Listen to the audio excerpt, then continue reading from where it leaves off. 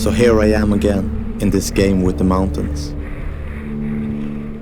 Could you get the thrill of your life and feel truly alive if you knew they were perfectly safe? Would your consciousness be completely in the moment if you didn't know this was serious business? Would it be a game worth playing at all if the outcome was certain?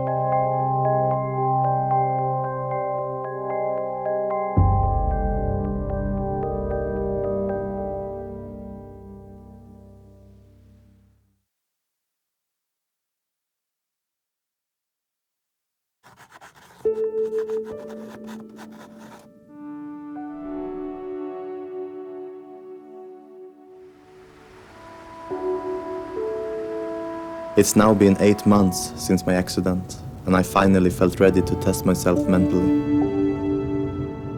This morning I went to the Argentière Basin with my friend, filmmaker Bjarne Salem. My plan was to ski the normal route on the Col d'Aiguille Verte, which I had done with David Rosenbarger 2 years ago. For years I've been looking at the direct line from the Col. It was still fairly thin, but better than I'd ever seen it.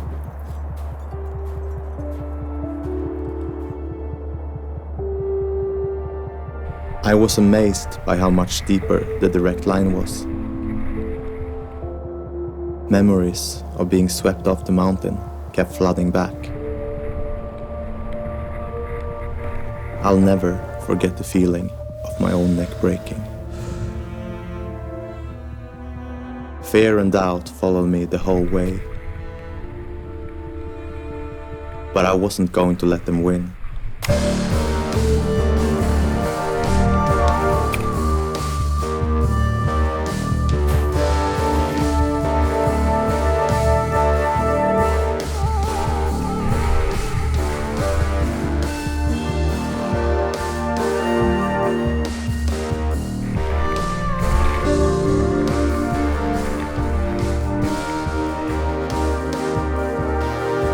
After a couple of hard cruxes and some really steep turns in good chalk snow, I reached the bottom. With 2 short rappels, I wouldn't call it a clean descent, but it feels great to be back on the horse.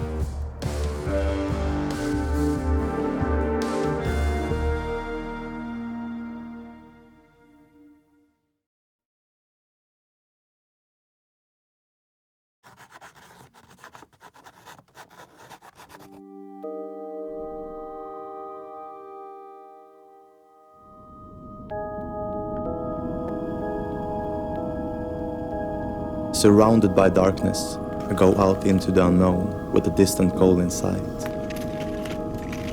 It's in the middle of the night and I'm alone on a glacier. Fear is definitely stronger when alone compared to when being shared.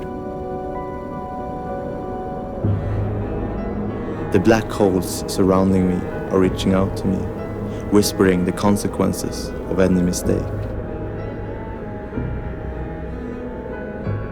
The cold is creeping straight into my bones and there is nowhere to hide, nowhere to escape. To be able to move on, the only thing to do is to face the sensations within.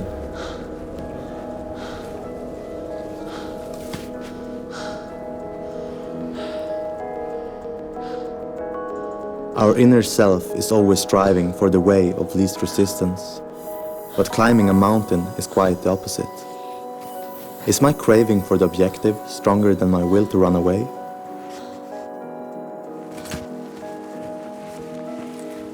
There are 1,000 questions why, but perhaps everything is just the way it is, and there can actually be peace in simplicity. It's good enough. It just is.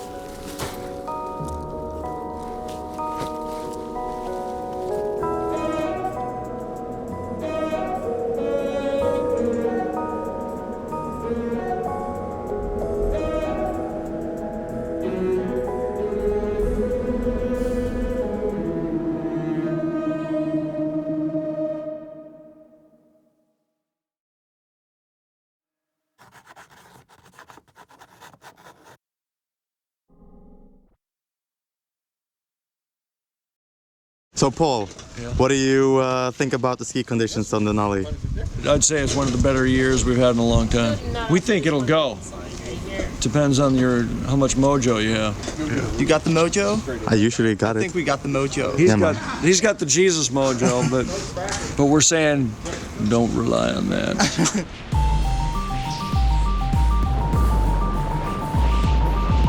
E05. Högt uppe på autobahn. Despite the cold, Magnus and I reached the summit at 2 p.m. The conditions were good that high, and I was surprised how normal it felt skiing at this altitude. Yep. Just after beginning my descent, I met a man climbing in a one-piece suit. He said good luck and kept on going towards his big goal. Mine was in the opposite direction.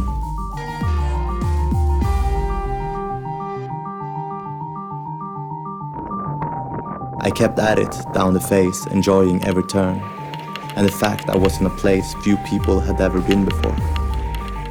I was skiing and skiing, but the slope just kept on coming.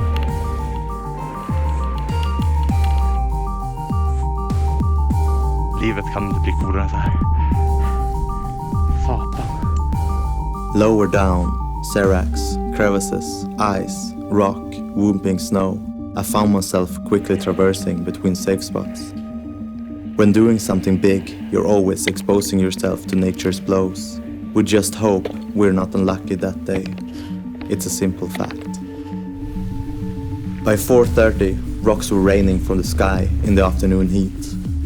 Luckily, I found a safe spot behind a cliff in time. For hours, I sat gazing out into the vast landscape. Then slowly, my view shifted more and more inside myself. At 11 p.m., I continued back down with the occasional rock still flying by me. One 60-meter ice line was all I had. Down climbing and rappelling most of the lower 500 meters of the face seemed the only sensible option. Slowly descending, I reached the main glacier at 2:30 a.m. And then I just sat there, in the middle of this glacier, in the middle of the night. Tired, hungry and thirsty, but happy to have done what I came to Denali to do.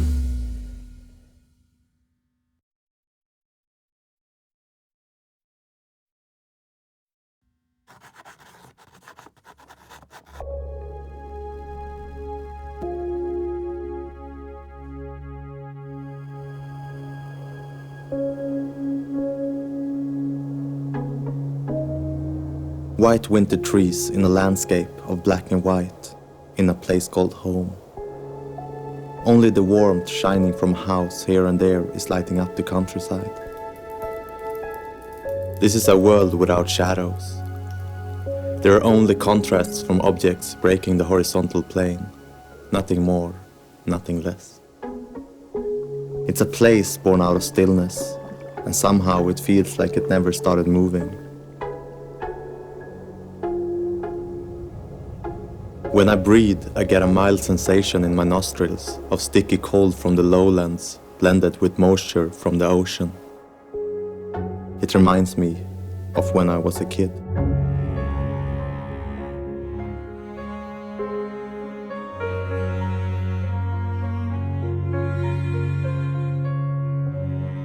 In between every grand adventure life takes me on, I want to land, if only for a day, where the seed of all dreams was planted.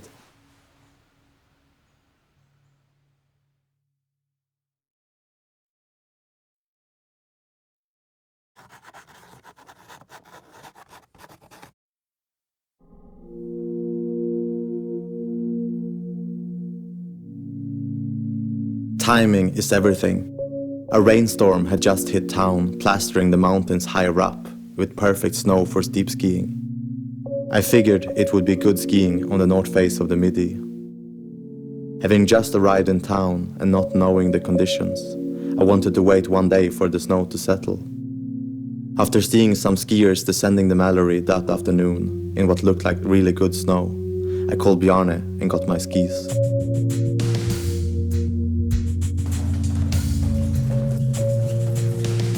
Reaching the top at 2 p.m., I started skiing straight away and was able to ski the first half of the run in almost one go.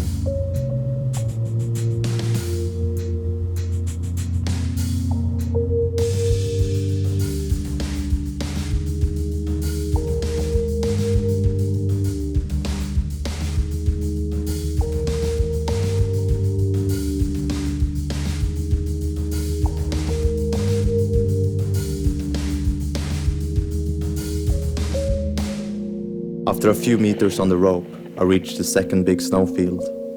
The skiing felt more like free riding than extreme skiing.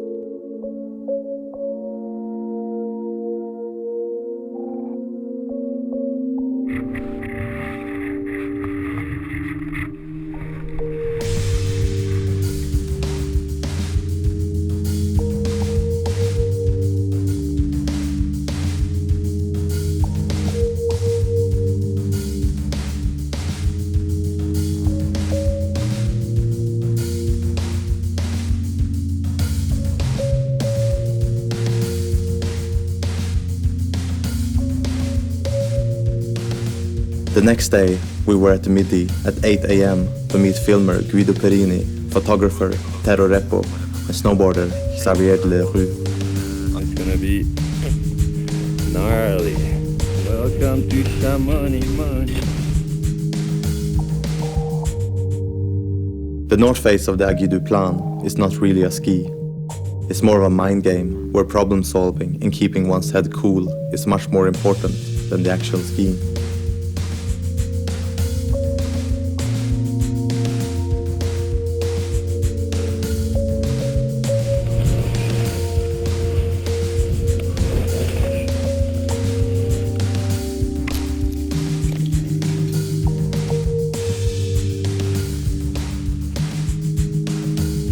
There is a slab that went from here. This is the crown. This was my second time on the face. Last time I said never again. I guess I'll say that one more time. You'll understand why.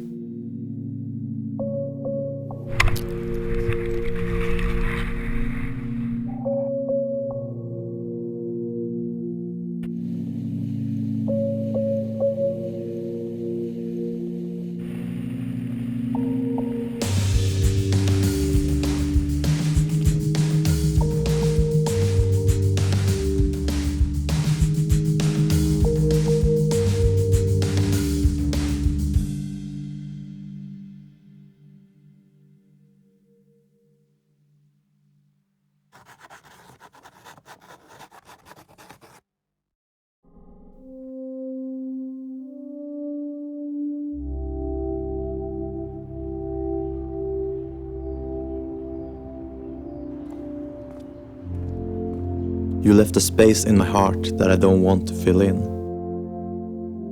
It's like I want the pain that's there to remind me of you.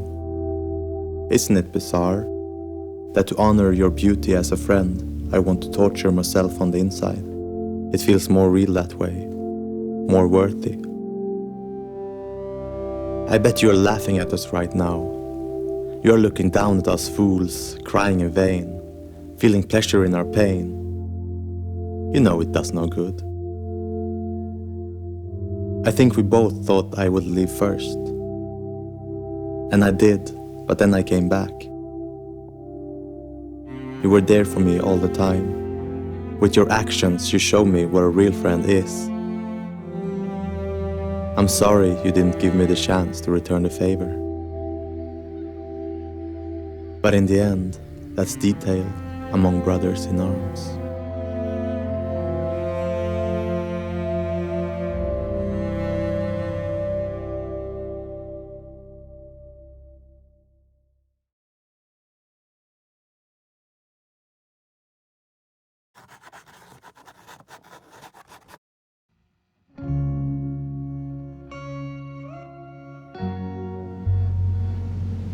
Northern Norway is like an unwritten book, a place where I can escape from the expectations of society and myself.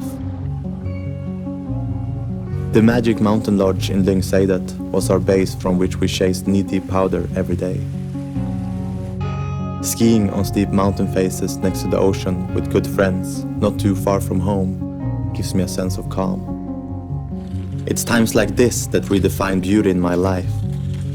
From stillness, the unnecessary sinks to the depths and disappears.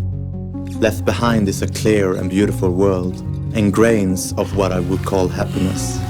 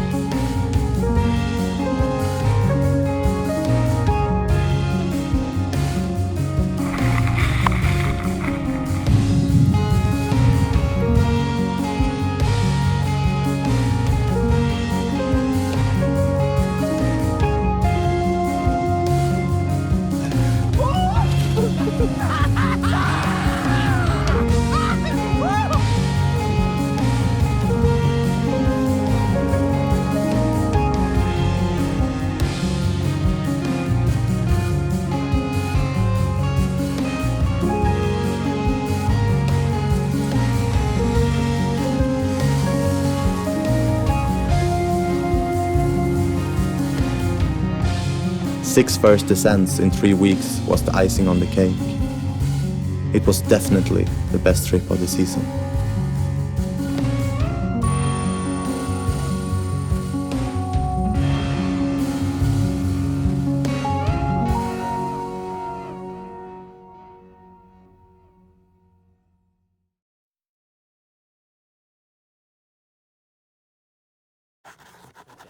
Ja må han leva, ja må han leva, ja må han leva ut i 100 år. Ja visst ska han leva, ja visst ska han leva, ja visst ska han leva ut i 100 år. Skiter inte i.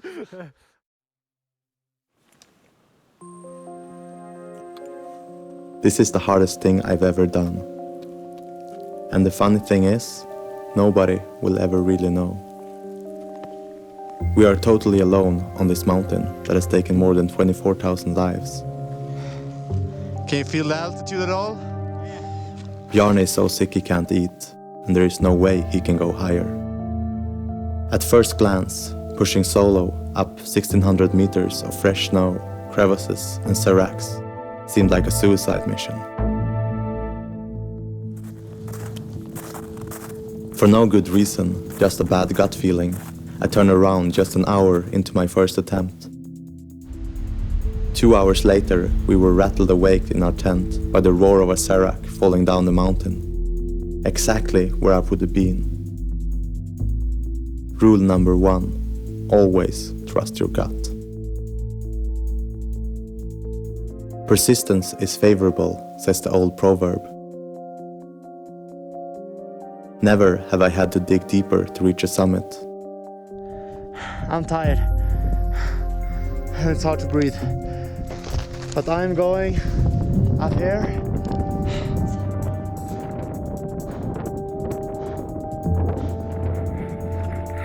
At the top, there was no satisfaction, only pure exhaustion. And soon after, the realization that I was only halfway. It's been a really long day.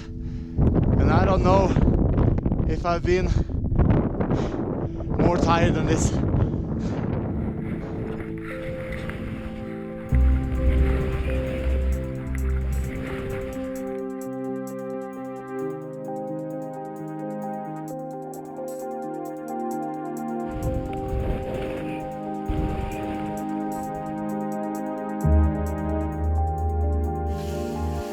That was one of the hardest days in my life.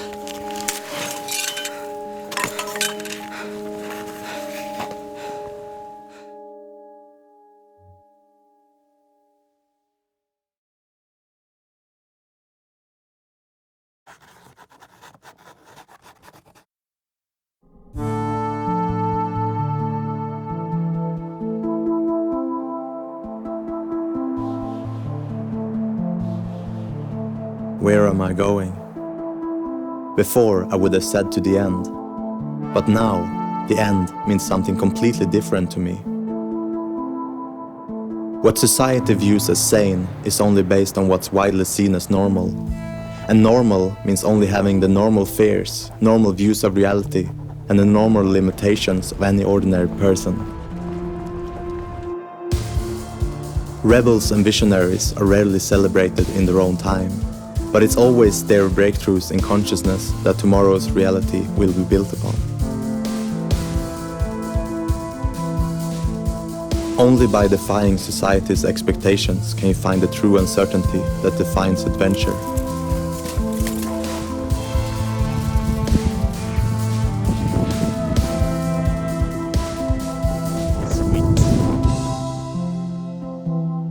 After laying at the bottom of the white couloir in Chamonix, barely clinging to life, I realized that the end does not mean pushing until death.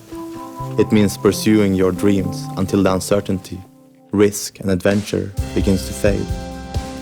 For at that point, what was supposed to be magic will simply become routine, the exact opposite of its intention.